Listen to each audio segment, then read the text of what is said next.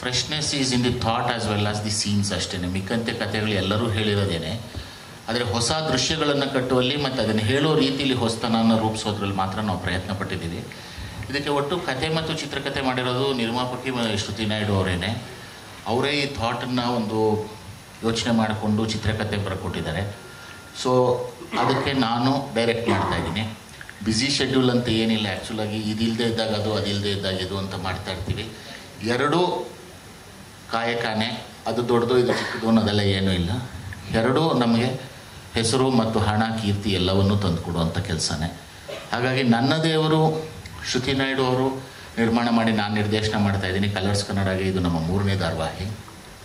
ಇತ್ತೀಚಿನ ದಿನಗಳಲ್ಲಿ ಧಾರಾವಾಹಿ ಚೆನ್ನಾಗಿ ಮೂಡಿ ಬಂದಿದೆ ಅನ್ನೋದು ನಮ್ಮ ನಂಬಿಕೆ. ಜನಕ್ಕೆ ಇಷ್ಟ ಆಗುತ್ತೆ ಅನ್ನೋದ್ರ ಬಗ್ಗೆ ಭರವಸೆ ಮತ್ತು ನಂಬಿಕೆ ಎರಡೂ ಇದೆ. ಪಾತ್ರಧಾರಿಗಳಾಗಿ ಎಲ್ಲರೂ ಚೆನ್ನಾಗಿ ನಟಿಸಿದ್ದಾರೆ.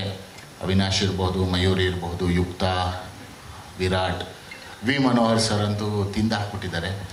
ಸೊ ಹಾಗಾಗಿ ರೇಖಾದಾಸ್ ಅವರು ಅಷ್ಟೇ, ತುಂಬ ಅವರು ಅಂದರೆ ಅಷ್ಟು ಸೀನಿಯರ್ ಕಲಾವಿದೆ. ನಾನು ಬಹುಶಃ ಚಿಕ್ಕಂದಿನಿಂದ ಅವ್ರ ನಟನೆಯನ್ನು ನೋಡಿ ಬೆಳೆದವರು.